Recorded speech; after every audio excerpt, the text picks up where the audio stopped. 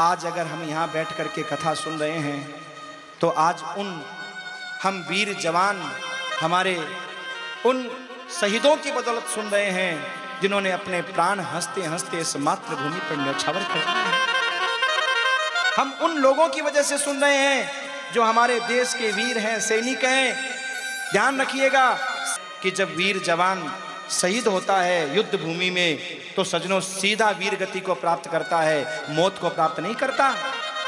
ध्यान दीजिएगा, सैनिक की मौत नहीं होती। उसे शहीद क्यों कहते हैं? क्योंकि वो वीर गति को प्राप्त करता है, वो नरक में जा ही नहीं सकता, वो अपनी मातृभूमि के लिए प्राणों को न्यौछावर करता है, इसे सीधे भगवत धाम जाता है। मेरे भाई, ये वीर जवानों की महिमा है, हमारे सैनिकों की महिमा है। उनके घर में भी माँ है, उनके घर में भी बेटी है, उनके घर में भी कोई पत्नी होगी, उनके घर में भी वो बूढ़ी माँ होगी जो इंतजार करती है अपने बेटे का।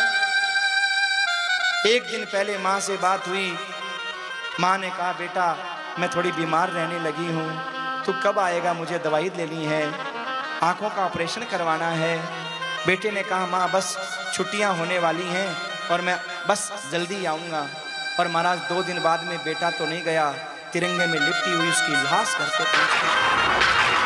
जरा सोचो उस माँ के बारे में, उस बहन के बारे में जो रक्षाबंधन के त्योहार पर अपने भाई की कलाई का इंतजार करती है, लेकिन उसके भाई की कलाई तो देश की रक्षा करते करते वीर गति को प्राप्त हो गई।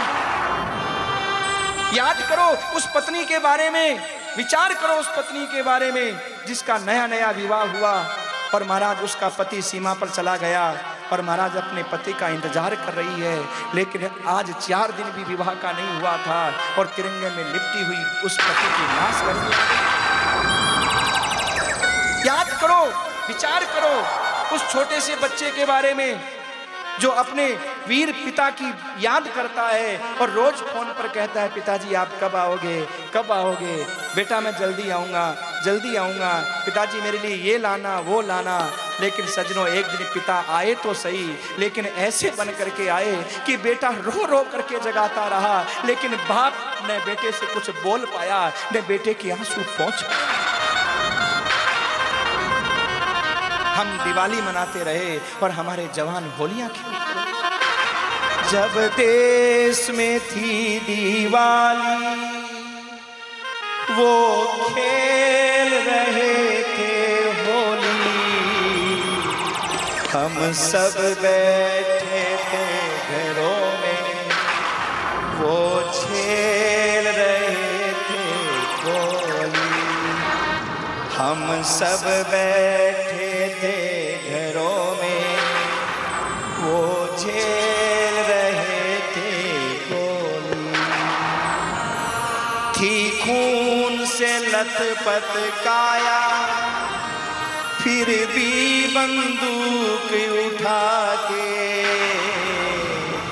एक एक ने 10 को मारा, फिर गिर गया होश गंवा के। जब अंत समय आया तो कह गए कि अब चलते हैं, खुश रहना देश के प्यारों, अब हम तो सफर करते हैं। खुश रहना देश के प्यारों, अब हम तो सफर करते हैं। संगीन पे धर के माता सो गए अमर बलिदानी, जो शहीद हुए हैं उनकी जरा याद करो कुर्बानी। ऐ मेरे वतन के लोगों जरा आँख में भर लो पानी, ऐ मेरे वतन के लोगों जरा आँख में भर लो पानी, जो शहीद हुए उनकी जरा याद करो कुर्बानी, जो शहीद हुए उनकी जरा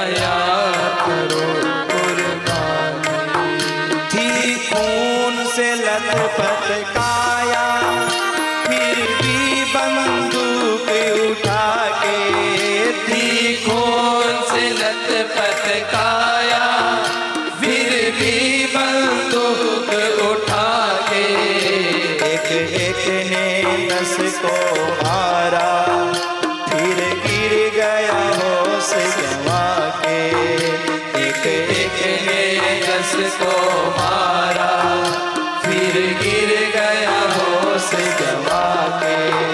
जब अंत समय आया तो कह गए कि अब चलते हैं। जब अंत समय आया तो कह गए कि अब चलते हैं।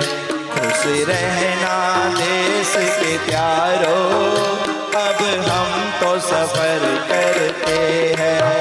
खुश रहना देश के प्यारों, अब हम तो सफर करते। जब तक शरीर में प्राण थे, होश था, बंदूक उठा करके आगे बढ़ते रहे।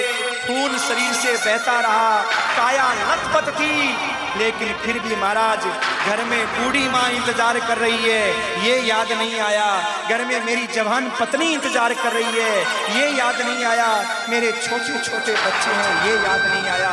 अगर उस सैनिक को उस समय याद रहा तो सिर्फ एक बात याद रही कि जब तक इस शरीर में प्राण है तब तक कोई दुश्मन मेरी मातृभूमि पर कदम नहीं रखे। मेरे जीते भी इस मातृभूमि पर कदम नहीं रखना चाहिए। और महाराज आगे बढ़ता गया, आगे बढ़ता गया, और जैसे ही महाराज आंखों के आगे अंधेरा छाने लगा और सोचा कि अब मेरी सांसें मुझे धोखा दे देगी, तो धरती माँ की माटी का तिलक माथे में लगा करके कहने लगा, हे मातृभूमि, मुझे क्षमा कर देना।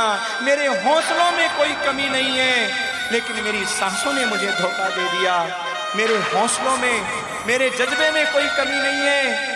मेरा जज्बा आज भी वही है, लेकिन मेरी सांसें मुझे धोखा दे रही है। माफ करना, अब मेरी सांसें मुझे धोखा दे रही है। पर मातृभूमि, जाते जाते बस इतना ही कहूँगा कि फिर इस भारत भूमि में जन्म लूं, और जन्म लेने के बाद फिर मैं सीमा पर आऊं, और फिर दुश्मनों को हृदय गोलियों से छलनी करते हुए और मैं अपनी मातृभूमि के लिए अपने प्राणों को कुर्बान कर दूं।